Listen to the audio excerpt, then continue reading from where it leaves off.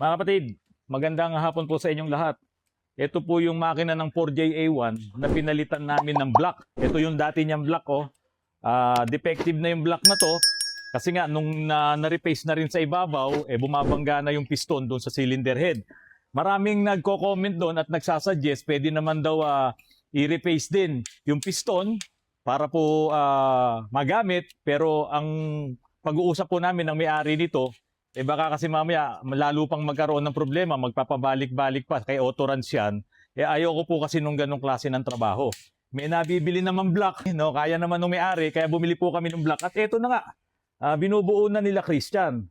Ngayon, ang isang importante dito, ito pang block na to, ay, tama ba yung papeles? Kasi mag-change engine po ito eh.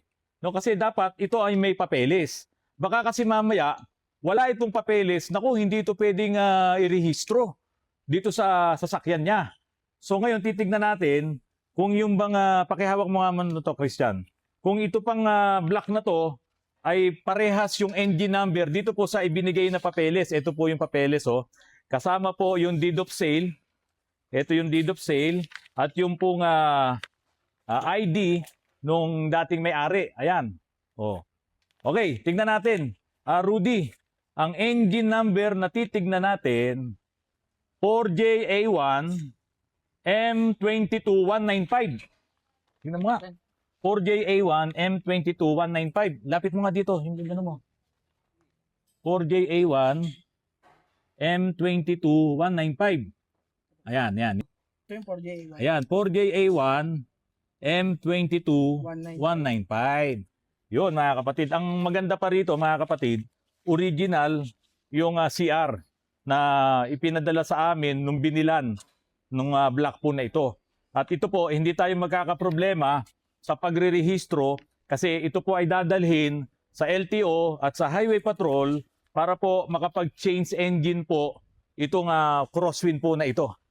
Inuulit ko po, ayoko pong gawin yung sinasabi ng suggestion nung iba na i-replace din daw kasama yung piston. So ang mangyayari, isang buo na dadalhin doon sa machine shop, isasalang doon sa lathe machine at itotorno para padaanan yung ibabaw ng engine block kasama yung piston. So hindi po ako pumayag doon kasi nga po mas malaking sakit ng ulo yon. Pag nagpabalik-balik yung problema, magbababa ka na naman ng engine, no? Mas malaki ang lugi sa panahon ng may-ari at sa panahon din po ng shop. At syempre, bawat baba, bawat akyat, syempre may mga piyesang masisira, may mga gasket, mga oil seals, lalo lang lalaki ang problema. Lalo lang lalaki ang gastos. Kaya ito po, yung 4JA1 na makina, talagang hinanap natin yung original na papers. At ang maganda nga dito, mga kapatid, hindi ko na lang ipapakita sa inyo, no? Pati po yung plate number, ito isinama po nung nagbenta. Kasi yung unit yata na ito, pinarts out na lang, Rudy. So nung na-parts out yung unit, nandoon pa yung block na lang ang natira, wala nang cylinder head, wala na yung ibang pyesa.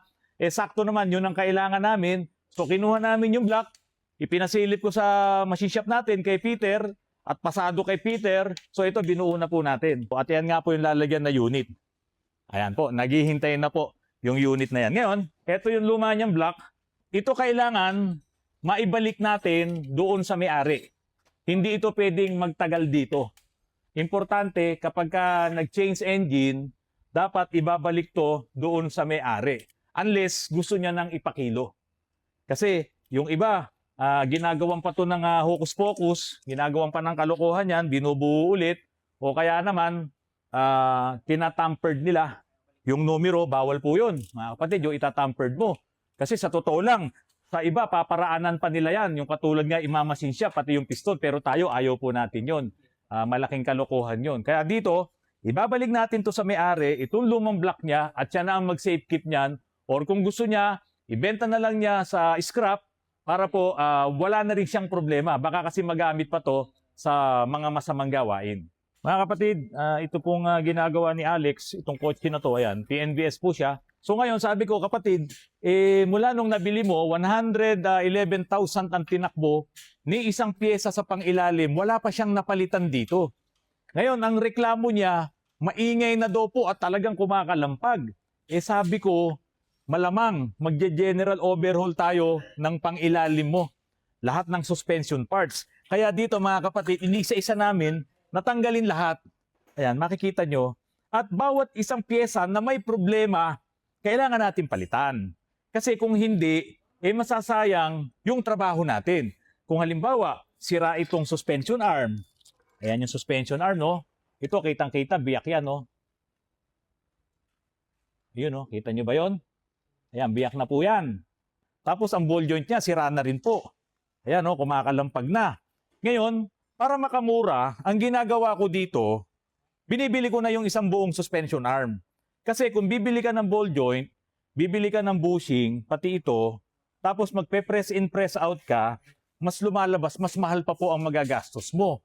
Ngayon, yung isang buong assembly, katulad nung nakakabit dito, picture, videohan mo, ito, isang buong assembly na po yan, may ball joint na, mayroon ng bushing, yung dalawa, isasalpak mo na lang.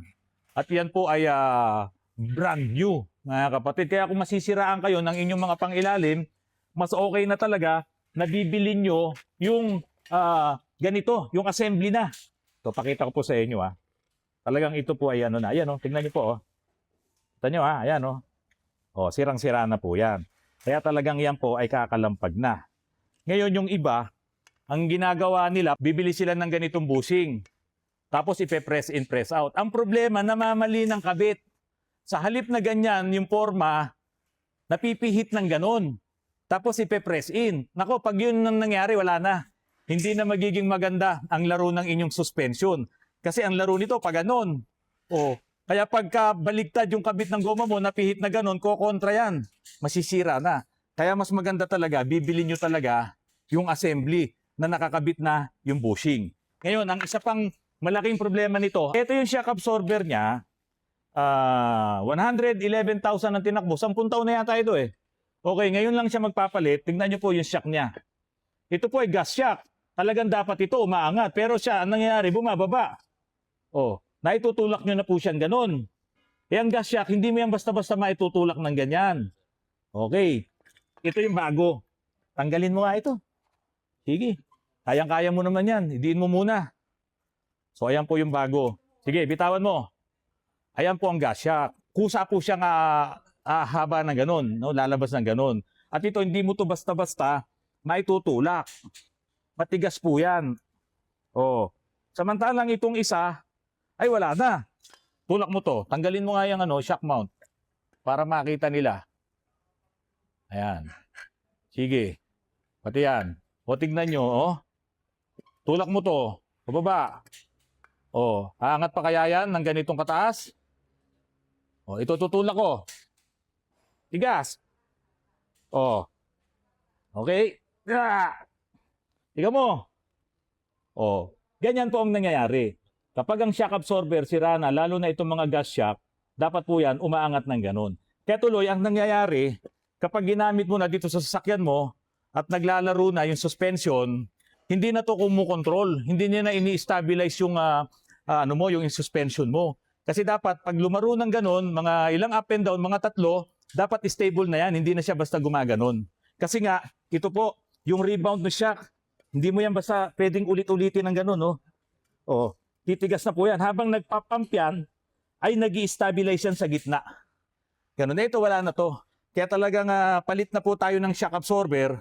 At mukhang itong nabili natin, Alex, mas maganda to. Kasi mas mataba, kumpara dito. Taas mo nga. Mas mataba ito. Yung katawan nito. Kaya ito, mas malakas. No? Mas maganda ang nito, ang pressure nito. Mas malakas to. So, yun. Sira ang shock absorber at maging yung shock mount. Ito matindi. Gustuhin ko mang makatipid yung may-ari nito kasi nag-uusap kami kahapon. Sabi ko, yung mga pyesa na hindi naman kailangan palitan, hindi natin papalitan. Kaso wala, sirang-sira na po ito. Yung bago, pakita mo yung bago. Ayan. Ito po yung bago. Tingnan nyo po mga kapatid. No? Lagay natin dito, tingnan nyo. Yung itsura ng bago, dito po sa luma. Talagang ito, bumagsak na. Ito, bagsak na yan. At nag-expand pa nga. Dapat ganito lang ang itsura niya. Yung nakapatong dito, nasaan? Yung bakal. So, ganyan po ang magiging itsura niya. Samantalang ito, Wala na oh. Sira na siya. So ito po, ganyan dapat magiging itsura. Tapos yan sa ilalim niyan, ito naman ay dito sa ilalim. Ayan. So, yung shock mount, nagpalit na rin po tayo. Siyempre, 2 piraso yan. Ito, durug-durug na rin. O, wala tayong mabili. Siguro, tawag na sa kasa. Tawag muna sa kasa itong pyesa na to kung talagang wala tayong mabili. Anyway, ito naman, boots lang po talaga to, boot. No? Para hindi dumumi yung shock absorber. Iangat mo yan. Ito isa. Ito pala. Sorry, yan. Okay. Kasi pag wala itong rubber boot na to, mga kapatid, syempre ito, nakababa ng konti yan. So, ganito ang posisyon yan. Ayan, ganyan. So, para hindi pasukin ng dumi, itong shafting ng shock absorber, kailangan may rubber boots dito. Okay? Kaso, nasira na to, nadurog na, nakaganyan siya. Yung iba, hindi na to binabalik. Pero tayo, Alex, kung talagang walang mabibili, akin na tong rubber boot na to. Meron tayong makukuha ng mga rubber boots na pwede nating i-apply dyan. Mas malaki lang ng konti dito, yung matataba, para iyon ay suporta lang para hindi madumihan yung shock absorber. Liga, pakita mo sa akin yan. Tayo mo. So ito kasi, medyo maliit. So ang gagawin na lang dito, hanap tayo ng mas malaki, igaganyan siya. Okay? So ganun ang mangyayari. Ito kasi bababa pa yan eh. Diba? Bababa pa ganun yan. Oh. Kailangan mo lang yung medyo malaki para masasakop to. Hahanap ka. Kung talagang walang mabibili nito sa kasa. Pero nasisigurado ko may mabibili ito sa kasa. Pa-order mo na ngayon, ipatawag mo na ngayon. Kung mabilis lang na darating, kung bukas pwede na, gagawin na natin yon. Bibili na natin. Pero kung wala, dito ka sa ating option number 2. Okay, maghahanap ka. Marami tayo dun sa loob, yung malalaking rubber boots. Ngayon, yung rack end, ito yung ginamit ko kanina. Wala na rin po ito. No? Sira na rin, pati yung tie rod niya. Tie rod end. Ito yung mga pyesa na mula nung nabili niya, ito pa yun. No, kaya talagang kailangan din palitan. Hindi natin maayos ang andar nito, ang problema nito, kung hindi talaga natin papalitan yung mga pyesa na ito, yung mga pinagbibili natin. Kaya pasensya na po doon sa may-ari, De Leon, ano? So talagang kailangan natin magpalit ng mga pyesa na to para talagang mawala yung ingay at kalampag na na-experience nyo dito sa inyong Toyota Vios. Kasama na rin po sa ipinaayos ko dito sa Vios na to, ito pong kanyang rotor disc.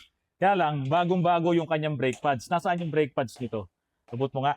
Nung bumili sila ng brake pads, ang pangit pa nung surface nito. Sabi ko, hindi pwede yan kasi may problema talaga yung rotor disc niya.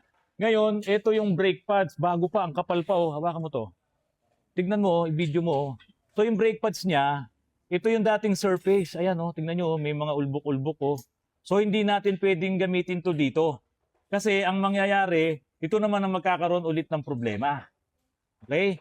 So, ito, dahil sa makapal pa, ang bilin ko kay Alex, kukuha ka ng liha. Ito, tulad yung liha na to. Tapos, ang gagawin yung pagliha dito, nakaganyan sa tamang surface, tapos ganyan. Hindi pwede, yung ang pagliliha mo, ay ginagano nyo. Ano ba pangalan mo? Jan. Ha? Okay, Jan. Kahapon, nung tinawag kitang trainee, may nagreklamo. Dapat daw ang tawag ko sa'yo kung ano yung pangalan mo. Anong gusto mo itawag ko sa'yo? Jan o trainee? Kahit ano, sabi kasi, ano daw yun, parang hindi daw kita ginagalang eh. Sa tingin mo ba, hindi kita ginagalang? Close up mo si Jan. Lakas mo, salita. Okay lang yun? Ayan. Okay. Doon sa nag-comment po, pasensya na po kayo ha. Naku, tanungin nyo mga tao dito kung paano ko tinitreat ang mga trainees po namin dito. Ngayon po ko sa isa lang ang trainee ko. Siya lang. Tapos na po yung iba. Ngayon, ito, tingnan nyo mga kapatid, niliha ko. Tingnan nyo, yung talagang problema pa rin niya, ang umangat. Ayan nakita nyo yung guhit na yon. So hanggat hindi nawawala yan, huwag mong tigilan ng liha. Kaya lilihahin pa natin yan. Wala na. Okay? So para ka ngayon bumili ng bagong brake pads. Diba? Nasaan pa yung isa, yung kaasawan nito? Ha? Ito. Ito, ganun din. Mas grabe. Ngayon, lilihahin natin to. Pakita ko sa inyo. Dapat nakapatag, ha? Yan.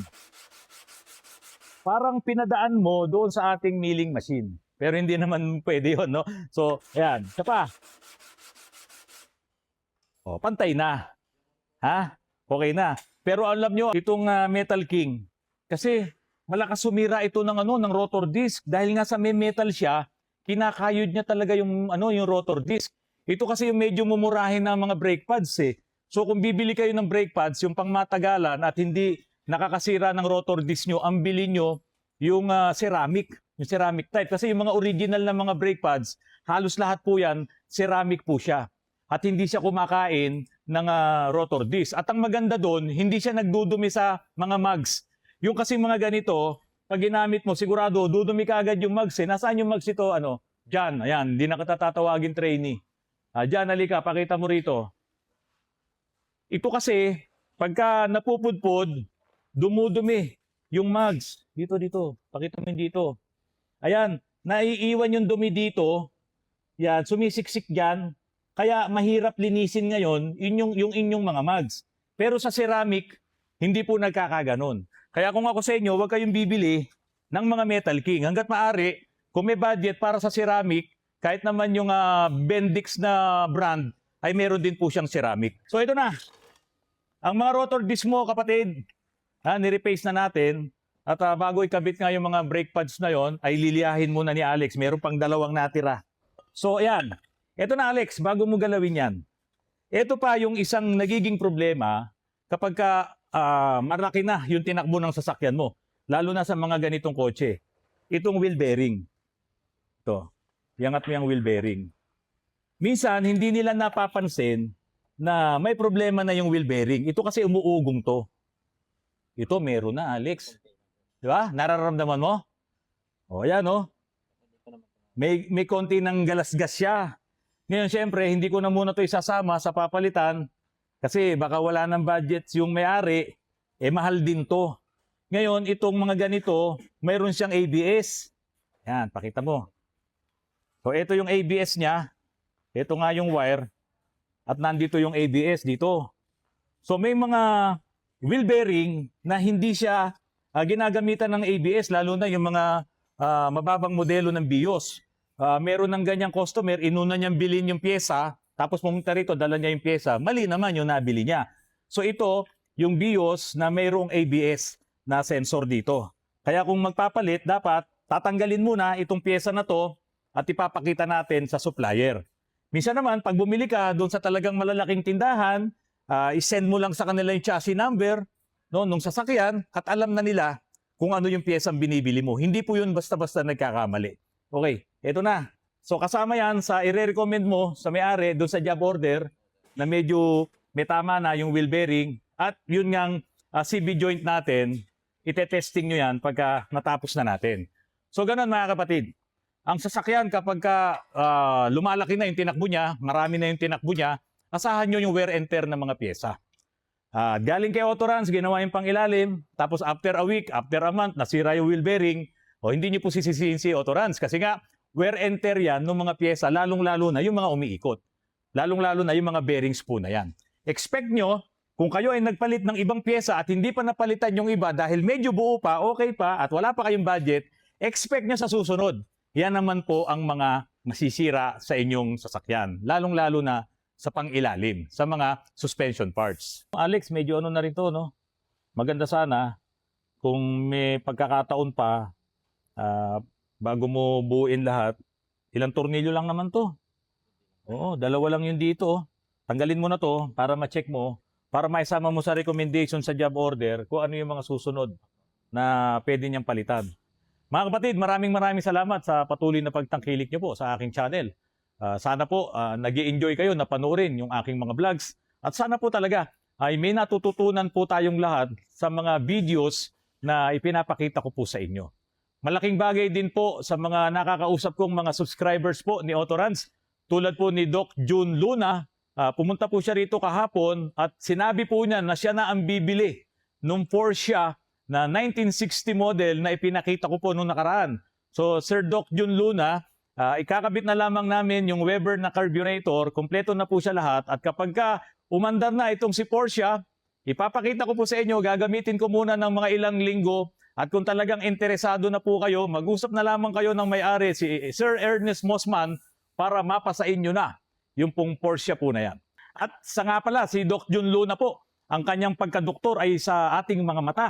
No, palilinawin niya ang ating paningin. Kahapon nga po, hiniram niya yung aking salamin at tinignan niya lang ganun. At alam niyo po ba kung anong sabi niya sa akin? Gusto mo ba na forever ka nang hindi magsasalamin hanggang sa magkaganyan? Ibig sabihin, hanggang sa mamatay. Kaya daw po niyang ayusin ang aking mga mata na hindi na ako magsasalamin. Sabi ko, Dok, ano po ba yun? Laser? Hindi. Sabi niya, hindi laser yun. Meron silang inilalagay mga makabagong pamamaraan para yung lens ng mata natin ay hindi na magbabago. Hindi na siya pataas, pababa ang ating paglabo at paglinaw ng mata. Mga kapatid, maraming salamat. Magandang hapon po sa inyong lahat.